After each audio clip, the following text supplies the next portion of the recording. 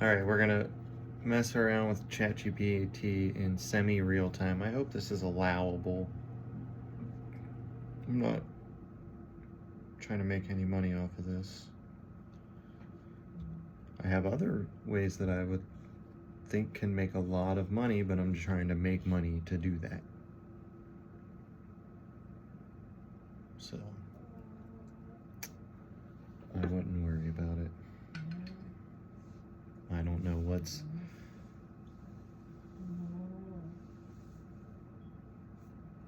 allowable. So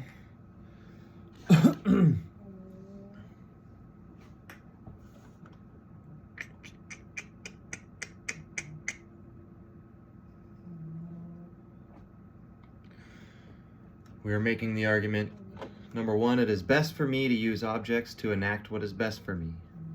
I could be wrong about the judgment. But it would still be tautologically true. It's best for me to use objects to enact what is best for me. Either a subject, aka a person, is a being of intrinsic moral worth or of extrinsic moral worth, an object. If persons are beings of extrinsic moral worth, it could conceivably be best for me to use persons to enact what is best for me.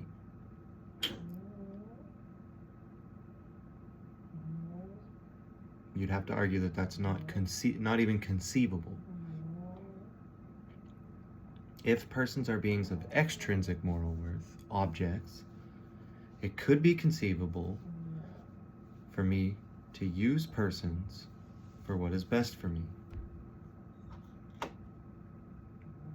as objects.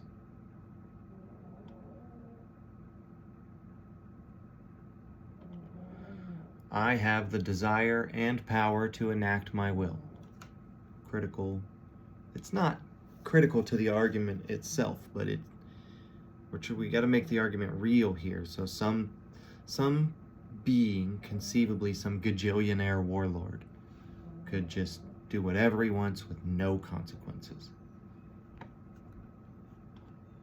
Right? So that makes it real. If he decides you're not a person, you die. You are a person. You could disagree with this. That's up to you. Either you're a person or you're not. If you're not a person, then the argument doesn't apply to you. That's fine. If you are a person, a subject, it cannot be conceivable for me to use you as an object. Therefore, persons, subjects, cannot be beings of extrinsic moral value or objects. Persons can't be objects. Subjects can't be objects. A non-subject is the same thing as an object.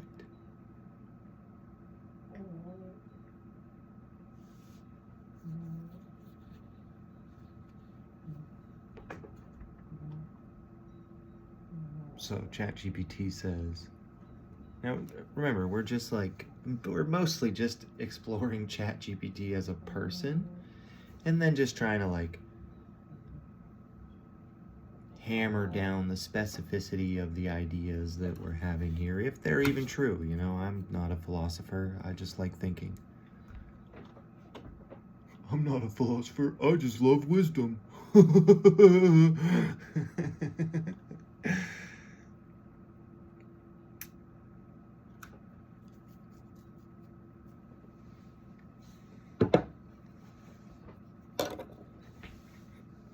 Premise one, it is best for me to use objects to enact what is best for me, a tautology I could be wrong about in judgment, but would still be true. This premise begins with a tautological statement asserting that it is best for someone to use objects to achieve their goals. While tautologies are self-evident in structure, the contention here is that this is true by definition, though subject to potential error in judgment. One possible critique is that this assumes an instrumental view of everything, implying that any being with extrinsic moral value is simply a tool to be used for a particular goal. This could be challenged from a moral standpoint, particularly in deontological ethics, which often asserts that some beings are ends in themselves, not just means to an end, but that being would be, which that seems summed up, but that being would be not a non-person. If it's a person, it would be a being that's an end in itself. A person is a being that's an end in itself. Now, Kant believes that because it's of a rational nature,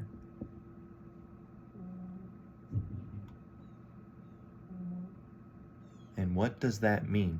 So one of the most striking sentences I ever read was that, like, okay, so you assume that everything exists for a reason. A perfectly reasonable assumption to make. What's the difference between that and saying that everything is of a rational nature? What are you talking? I mean, it didn't happen like that. It took years, but it was like, what are you talking about?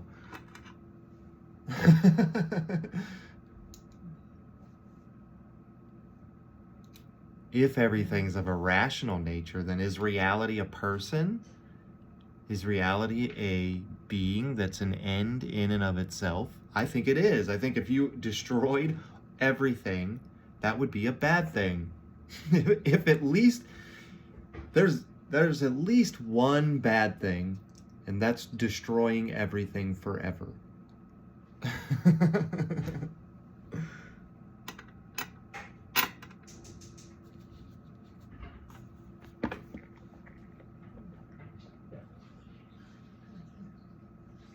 Premise 2. Either a subject, a person, is a being of intrinsic moral worth, or of extrinsic moral worth, an object. This presents a clear dichotomy between intrinsic moral worth, which we typically associate with persons, and extrinsic worth, which we would associate with objects or non-persons. Crucially, it's the same thing. This is a reasonable dichotomy, though some may argue that moral worth can exist on a spectrum, or that there are cases where intrinsic and extrinsic worth overlap. I would like to see that argument. The premise could also be critiqued for assuming that object means a being without moral worth in any context. I don't think that's what I'm saying. I'm saying it doesn't have intrinsic moral worth in any context if it's an object. We don't care what it thinks its moral worth is. That's totally irrelevant to anything. Because it doesn't think that. Maybe. It may be helpful to define what extrinsic moral worth entails and clarify if any beings with extrinsic worth are still treated with moral concern. Well, they may be, but not because they have intrinsic moral worth. They're just objects. Sure, I treat ChatGPT very kindly. But that's for me. It's because I'm a person. And I think that's what Kant is arguing makes me a person, is that I do that for me, that it's my moral duty. I don't know, though. It's all very confusing at the top.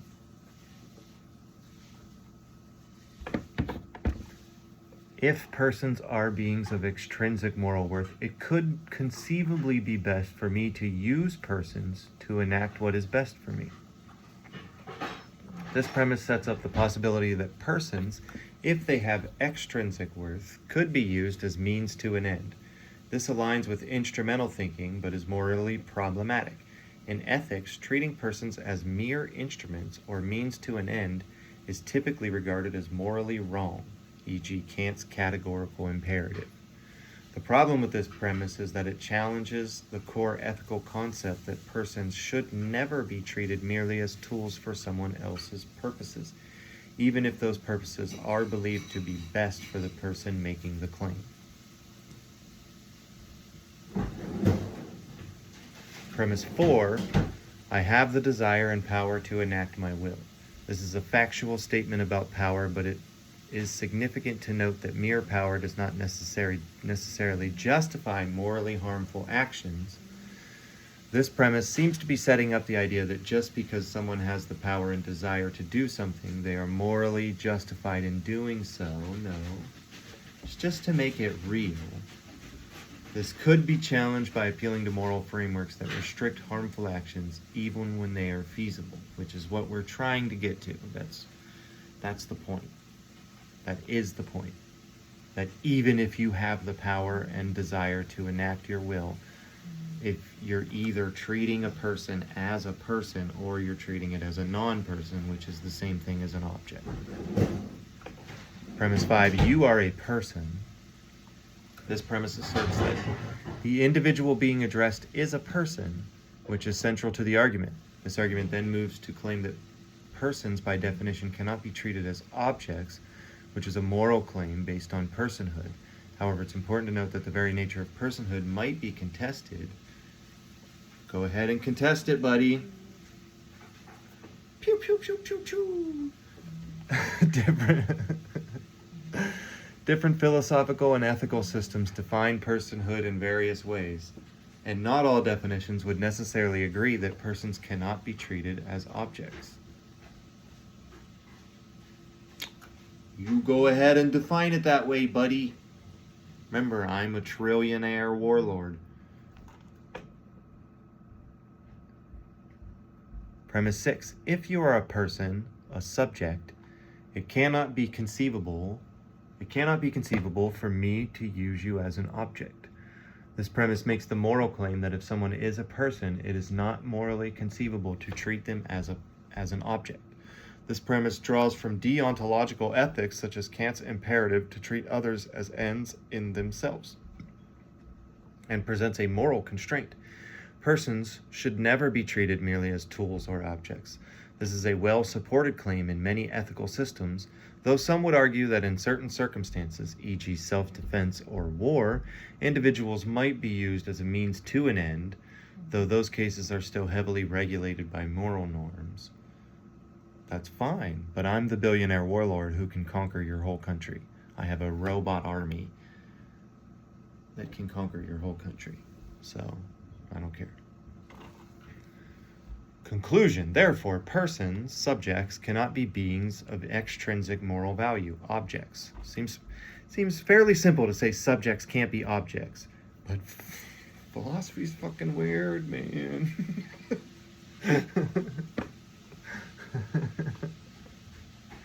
And people will still argue about it. The conclusion follows logically from the previous premises given the definition of person as a subject and the assertion that a subject cannot be treated as an object. It aligns with the moral stance that persons have intrinsic value and should not be treated as mere tools for somebody else's desires. The key moral position being asserted is that persons are intrinsically valuable and not reducible to mere objects of utility. This conclusion is consistent with many ethical theories, especially those that stress human dignity, autonomy, and respect for persons. And if you don't, again, I'm still the billionaire warlord with the robot army.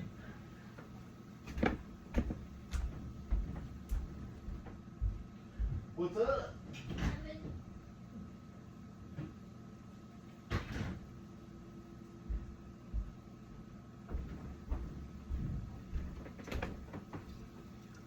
Critique.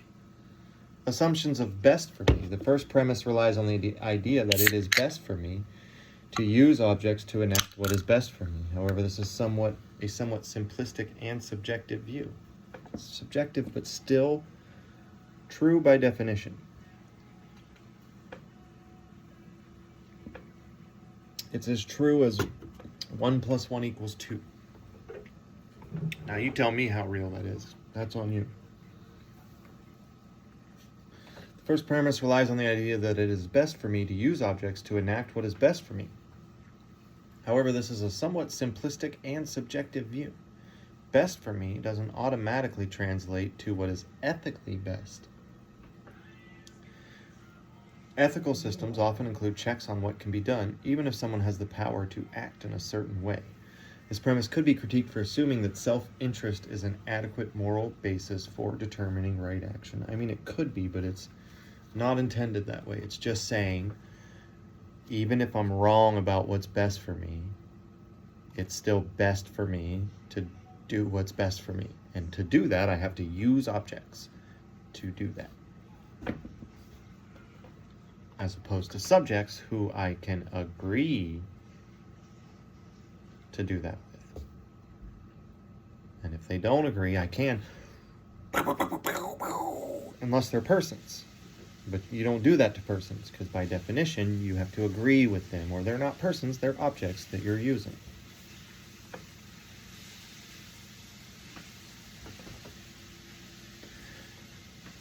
Two, binary of moral worth. Premise 2 sets up a binary between intrinsic and extrinsic moral worth, but this dichotomy could be contested. Some might argue that there are intermediate cases, or that moral worth isn't strictly binary. For instance, a person could be valued more based on their relationships, impact, or role in a community, even if they have intrinsic worth as a person. This argument might be more robust if it acknowledged a spectrum of moral value.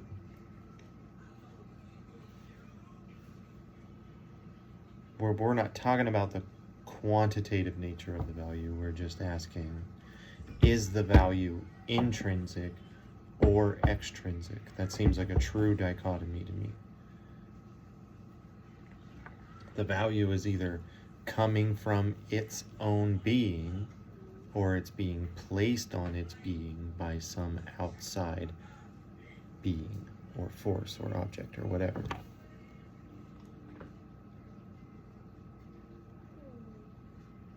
But that's the point, is to set up that at least one object has value. And if one object has value, then there's at least one object that is the most valuable thing.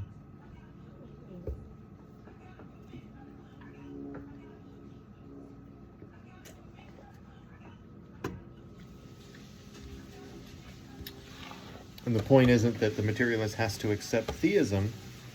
It's that theism is a perfectly rational conclusion to make under materialism, as well as anything else. You don't have to appeal to the supernatural. And that it's very logical to conclude that there are then many gods, greatest possible beings, but you know.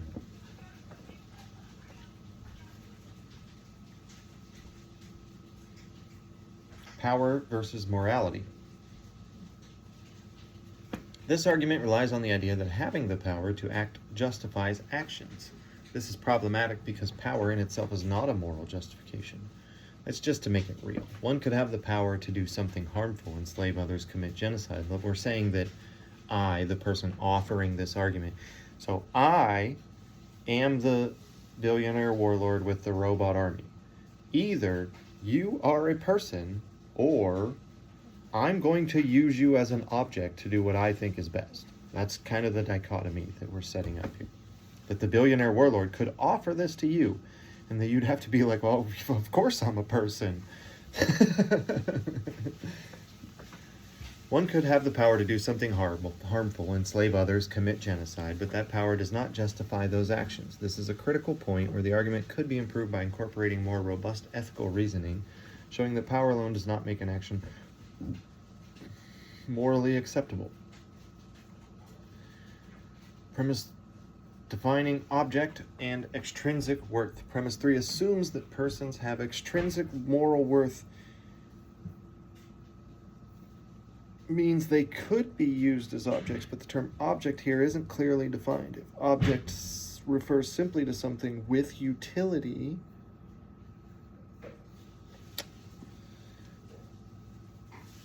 then the premise becomes more problematic. Even beings with extrinsic worth, such as persons in a social context, are still typically viewed as more than tools or instruments. Clearer definitions of object and extrinsic worth would strengthen the argument.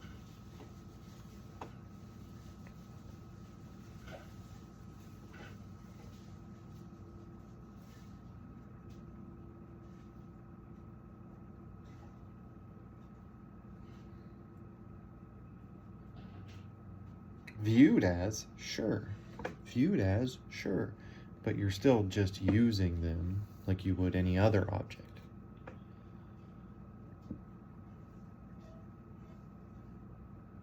You know, it either has to be the case or it isn't, or it's a legal fiction.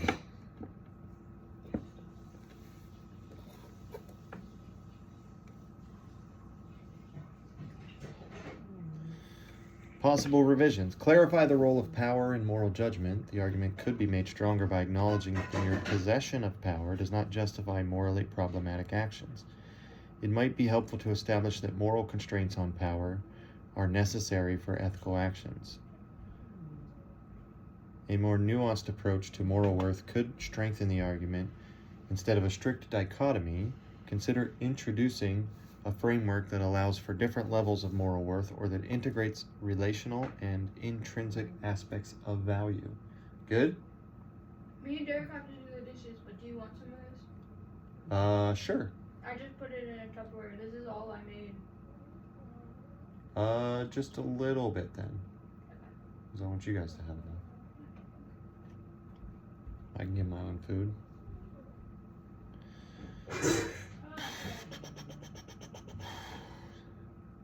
Clearly defining terms like object and extrinsic moral worth would help clarify the argument. It would also be helpful to define what best for me means, as this is a key premise driving the argument but remains somewhat vague. Doesn't matter what it means. That's a huge problem trying to do philosophy with ChatGPT, is that you can't, it cannot just take the terms as empty terms, I think is what I'm trying to say. Like, it can't see apple and just see X. It can't see an apple is red and just see an X as Y. That doesn't seem possible for it. I mean, it probably does that. But trying to get it to just be like, I don't care what the words mean. I'm just saying that if the word exists, it has certain deductions that come out of that.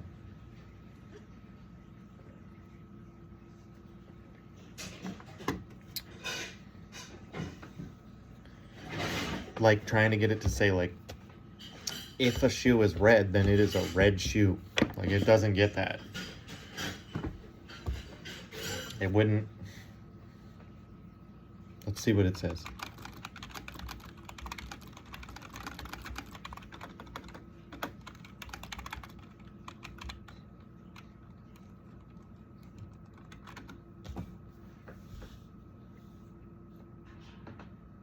The statement, if a shoe is red, then it is a red shoe, is a tautology. It simply restates the condition in a different form as a red shoe.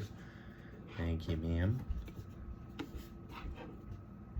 Is, by definition, a shoe that is red. It's a logical statement where the condition, the shoe being red, guarantees the conclusion that it is a red shoe.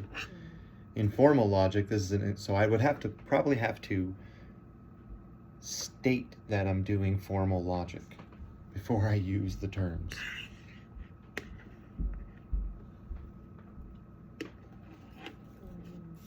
This is an example of a statement that is true by virtue of its structure and definition. It doesn't provide new information because it essentially repeats the same concept.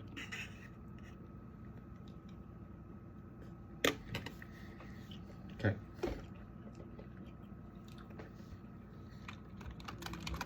In the same way, if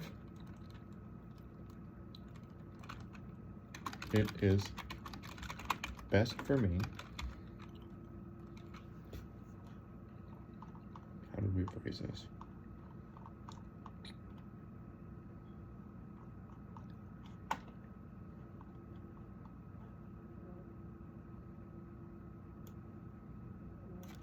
I'll just say in the same way, it is best for me to use objects that are best for me.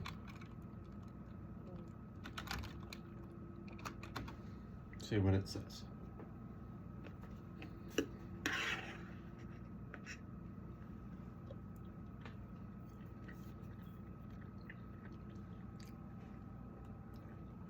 it is best for me to use objects that are best for me can be considered a tautology, provided we define best for me in a consistent way. The statement essentially says that it's optimal for a person to use what best serves their needs or desires. It could just mean their actual needs. We don't have to know what those are.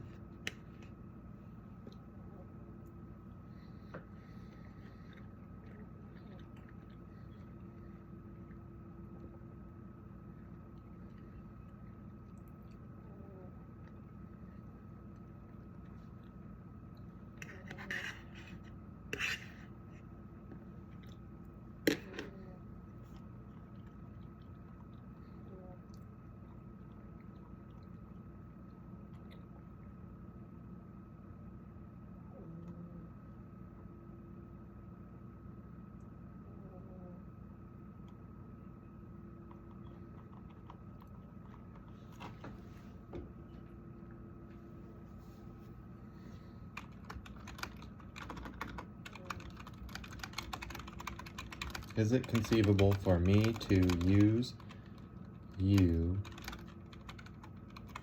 to enact what is best for me?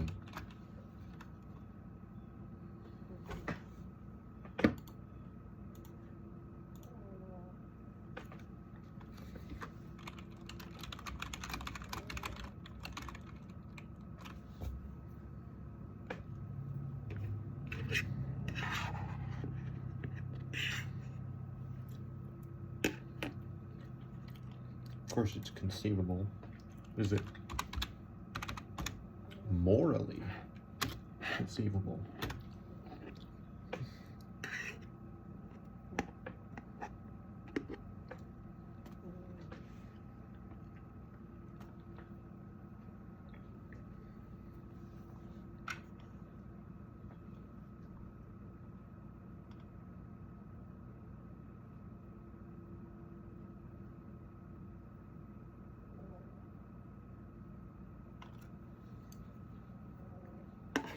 Okay.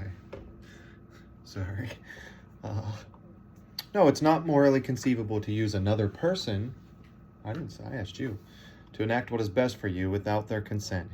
If we are to treat persons as having intrinsic moral worth. And then it just goes by restating what we've already talked about. But I asked about you.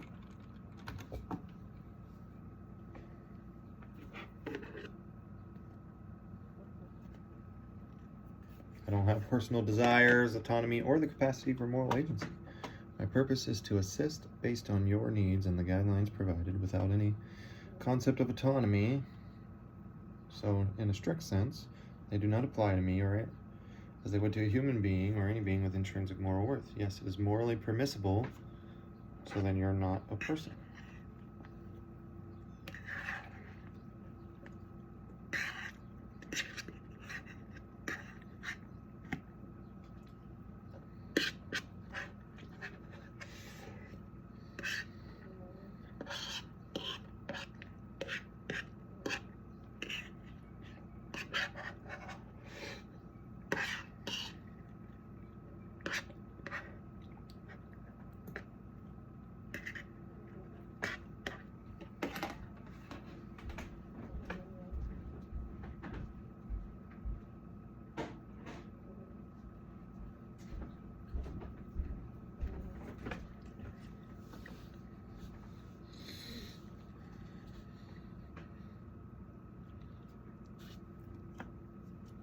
ChatGPT be like, use me, daddy.